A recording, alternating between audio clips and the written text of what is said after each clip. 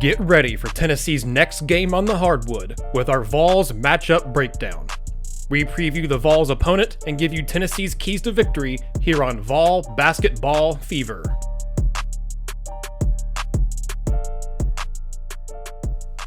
Hello everyone, and welcome in to another Vol Basketball matchup breakdown here on Vol Basketball Fever. I am Nathanael Rutherford, here to bring you all the analysis and stats and info you need to know for Tennessee's next game in men's basketball. Thank you all so much for tuning in. Please give this video a like, subscribe to the channel while you're here as well. We have more of these every single week that Tennessee plays a game. We have podcasts as well, and hopefully with some more video content to come here on the YouTube channel. The podcast is found everywhere you get podcasts, so on Apple Podcasts, Spotify, Google Podcasts, wherever you get them, you can find it there and listen to us every week. We usually have 2 episodes per week, and sometimes Lady Vols episodes, sometimes regular episodes. It just kind of depends. So if you're a fan of the Vols or Lady Vols, give our channel a subscription here and go subscribe to us and our podcast as well. Tennessee back on the hardwood on the road again against South Carolina, the second time these two teams have played this season. It's going to be a 1 o'clock tip-off on CBS, which is odd. I don't know why this is a CBS game. It's not like people thought that South Carolina was going to be, very good at the beginning of the year, so I don't know why this was, kind of tabbed as a marquee matchup to have on CBS, but whatever. I'm not going to complain about Tennessee getting some more nationally televised games on a big network like that. But this second time these two teams have faced off, Tennessee won previously 66-46 when the game was played in Thompson-Boling Arena. But don't let the last matchup fool you between these two teams, because South Carolina's been playing better lately, and they're a much different team at home than they are on the road. The Gamecocks are 9-2 this season at home, and their only losses have come to number 1 Auburn and also against Florida. Their leading scorer, South Carolina's leading scorer, Eric Stevenson, is averaging 13.7 points per game at home compared to just 8.3 points per game in true road games. And that's even further magnified in SEC games this year, where he's averaging 17 points per game at home against SEC opponents versus just 7.2 points per game on the road against SEC opponents. So he's been a much better home player than he has been on the road. When South Carolina played the Vols in Knoxville, Stevenson only had 5 points on 2 of 10 shooting. I expect that to be much different this time when the two teams play. As I already said, South Carolina has been solid at home this season, and the Vols have struggled as a team away from Thompson-Boling Arena. The Vols are just 2-4 this season in true road games, and one of those wins came against Vandy in a road environment, and that felt more like a home game, let's be honest. So the only other true road game Tennessee has won this year was earlier this year against Colorado. So really the Vols have one SEC road win, and it came against Vandy. But also look at Tennessee's road games they've had so far. It's been against LSU, Kentucky, and Alabama. A really tough, probably the toughest way you could have started out on the road, aside from also playing Auburn for Tennessee. The Vols have managed to score just 70 points on the road just once this season, and that was that blowout loss against Kentucky. So do you really count that one? South Carolina, meanwhile, has held high major opponents to an average of just 69.2 points per game at home this season. So Tennessee didn't score 70 against South Carolina in Knoxville. I don't think they're going to get that mark again in Columbia, but it also might not matter because South Carolina's offense is not very good. More on that in just a second, though. The Gamecocks are coming into this game off a 78-64 loss on the road to Mississippi State. But before that, the Gamecocks had won 3 straight SEC games against Georgia, Vanderbilt, and at Texas A&M. After starting 1-4 in conference play, the Gamecocks are now 4-5 in SEC play, so a much better mark than 1-4, and they're kind of battling around in that mid area here in the SEC standings right now. They've really been buoyed by transfer senior James Reese V. What a name. The fifth, that's pretty awesome. Who he is now, he's been really, really good for South Carolina over the last few games. He's averaging 18 points per game over his last 3 games and is making 53.8% of his threes and a whopping 76.5% of his twos. So he's been shooting just the hide off the ball lately, again, averaging 18 points per game over his last 3 games. He's also dished out 7 assists compared to just 1 turnover in that span. So he's been very efficient in really all aspects of the game for South Carolina over the last 3 games. As you may remember from the last time these two teams played, South Carolina is a tale of 2 ends of the court. Their defense is very good, very efficient. They rank 30th in defensive efficiency on KenPom, but their offense, not very efficient at all. just not very good overall. Ranking right now, as I'm looking at it, in the 200s, and the 223 on KenPom in offensive efficiency this season. They're holding SEC opponents to just 70.1 points per game on the year, but they're only scoring 66.3 points per game in SEC play at the same time. So not bad defense at all in SEC play, but their offense just has not been able to get anything going. On offense, South Carolina turns the ball over a lot, especially in conference play. 15.4 times a game South Carolina is turning the ball over against SEC opponents, which is the fourth most. They don't shoot well either. They're only shooting 41.4% on field goals, which is 12th in the SEC in SEC play. And they can't make free throws to save their life. They are shooting just 60.5% on free throws in SEC play, which is the worst in the conference. Going back to turnovers, South Carolina ranks 328th in the country per KenPom in turnover rate. There are 358 Division I teams, and they're 328th in turnover rate at 21.6%. So 21.6% of their possessions end in a turnover. The Gamecocks have totaled 17 or more turnovers in 4 of the 9 SEC games they've played, and they're 1-3 in those games. To put in perspective here, Tennessee this season, undefeated when they've forced an opponent to have 17 or more turnovers, going a perfect 10-0 in those games. In SEC play, UT's opponents average 17.4 turnovers a game, which is number 1 in conference play. So South Carolina does not bode well for them. In fact, last time these two teams played, the Gamecocks had 22 turnovers. So I don't know if that number is going to be a whole lot different this time when these two teams play, because South Carolina just gives the ball away a lot, and Tennessee is really good at picking off passes, especially Sakai Ziegler and Kennedy Chandler. South Carolina ranks 250th or worse in three-point shooting percentage, two-point shooting percentage, and free throw percentage in the country per KenPom.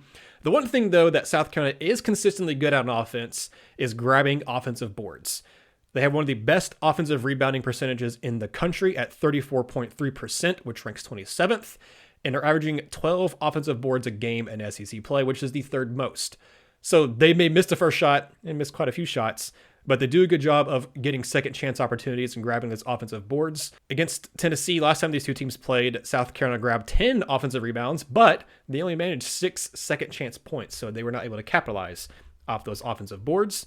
Defensively, South Carolina is one of the most efficient in the SEC, ranking 30th nationally, as I said already, and 5th in the SEC in defensive efficiency on the year. The Gamecocks really slow down their opponents, and SEC teams have attempted just 52.4 field goals a game against South Carolina, which is the lowest in conference play. So nobody's holding opponents to fewer field goal attempts per game in SEC play than South Carolina. The Gamecocks have done a magnificent job this season of limiting three-point attempts as well, as SEC teams average just under 18 attempted threes per game against them, which is, again, lowest in the league. Teams are only making 30.4% of those threes as well. And for a team like UT that has really struggled to shoot the three away from Thompson-Boling Arena, that's not great news for the Vols. They're going to have to find a way to get some offense probably away from the three-point line, and we'll see how that goes for Tennessee. However, as good as South Carolina's defense can be, they also tend to foul a lot, and I mean a lot. They're averaging the second most fouls per game in SEC play at 20.6 fouls committed a game. Teams are attempting over 25.5 free throw attempts a game against the Gamecocks, which is by far the most in SEC play, I think. It's definitely number one, I don't know about by far, but it's definitely the most in SEC play. When these two teams last played, the Vols shot exactly 25 free throws against them, although they only made 11, but still they shot 25 and got to the line quite a bit in that game. Almost 25% of opponents' points against South Carolina have come from made free throws, which is the 7th highest mark in all of college basketball. That's insane. A quarter of the points that opponents have scored this year against South Carolina have come from the free throw line. That's how often South Carolina fouls and how often teams get to the free throw line against them. So Tennessee, get to the free throw line, and this time make them. Don't go 11 for 25 like you did last time. If you can go 18 for 25, 20 for 25, I mean, you're going to potentially blow out South Carolina again. This season, when teams have attempted at least 25 free throws against the Gamecocks, they're just 3-5. And for Tennessee, when they attempt 25 or more free throws in a game, they're 4-1. So that's a big stat to keep in mind. If Tennessee can get to the line like they did last time, they should win easily, in my opinion. Moving kind of look at Tennessee specifically here now too. This will be the 10th time this season that Tennessee has faced a defense ranked in the top 50 on defensive efficiency on KenPom. The 10th time this year. It'll be the 16th time they faced a top 100 defense on KenPom. So well over half the games that Tennessee's played this year have been against what I would call solid to elite defenses in the top 100. The only team in the country that has faced a tougher defensive schedule this season, according to KenPom, is Kansas. Tennessee has the second toughest defensive schedule in the entire country to this point. Against those top 50 defenses, the Vols are just 4-5 this season, and they're 9-6 against the top 100 defenses. So again, South Carolina ranks 30th. Tennessee got the win against them last time. But it's also, I think, worth noting that all of UT's losses this year have come against quality defenses, against defenses ranked in the top 100, and 5 of their 6 have come against defenses ranked in the top 50. So you look at Tennessee losses, they've come against some really good opponents. And like Tennessee's had really any bad losses, at least to the opponents. They have had a blowout loss here or there, but they haven't lost to a bad team by any stretch of the imagination. On the flip side, Tennessee hasn't faced too many kind of as bad of offenses as they're going to face on Saturday. Again, South Carolina is better at home than on the road, but overall, they're still not a very efficient offense. This marks just the 6th time all year that UT has faced an offense that ranks outside the top 200 on KenPom, and it's only the 12th time this season they played a team ranked outside the top 100 offenses on KenPom. In fact, South Carolina, Tennessee already played them once already, but they will be the lowest ranked offensive efficiency high major team UT's faced all season. Every other team that Tennessee's faced that's ranked outside the top 200 on KenPom and offensive efficiency has been a low major school. So not an SEC school, not a Big 12 school, not a school that's in a high major kind of power conference. South Carolina is going to be the worst power conference offense Tennessee has faced this season. Previously, the Vols are 5-0 against teams ranked outside the top 200 on KenPom's offensive efficiency rankings, and the Vols have only lost once when facing a team ranked outside the top 100 in offensive efficiency, and that was to LSU on the road. So Tennessee has done a really good job this year facing the weaker opponents offensively on the schedule. And again, they've already played South Carolina, held them to 46 points and won that one. So I do expect this one to be closer and tighter and a better game because South Carolina is just better at home and Tennessee's not great on the road. But Tennessee should still win this game, and it'll be an upset if they don't. There are, to wrap up here and get close to the ending, there are a couple Vols who have really upped their game recently, and it's been paying off for UT too. Both Josiah-Jordan James and Zakai Ziegler have been playing at a really high level lately. Again, and it's led to some better results for Tennessee over the last couple weeks as well. Ziegler has scored in double figures in 3 straight games and in 5 of his last 7 contests. And in those 7 games, he's averaging 9.4 points per game, 2.3 assists per game, 1.7 steals per game, and a surprising 2.6 rebounds in the last 7 games. I mean, he's getting over 2.5 rebounds a game at that 5'9". That's very impressive. Almost 3 rebounds a game in his last 7 games. In that stretch, he's also making 33.3% of his threes, which is up. He's up that number. He was kind of a little slow to shoot from 3 at the beginning of the year, but really he's kind of turned it on as of late, especially in SEC play. And in the last 7 games, he's making 90.5% of his free throws. In fact, all season, Zakai has only missed 6 of the 39 free throws he's attempted this entire year, making him easily Tennessee's best free throw shooter on the year. He's also been doing that in the last 7 games, all those averages of 9.4 points and all that, in just 22 minutes a game, which has upped his average from over the year. He's playing a little bit more now than he had been earlier in the year. That's such an efficient number, averaging almost 10 points a game in just 22 minutes. That's very solid. He's been a very efficient player for Tennessee as well. Looking at his PER, his player efficiency rating in SEC play is second best on the team behind only Santiago Vescovi with a 16.5 rating, and that's a very good rating. And again, he's been second best on Tennessee's entire team in SEC play in that regard there. For Josiah, he's been just as stout as ever on defense, but he's finally kind of started to hit that groove and his rhythm on offense, it looks like.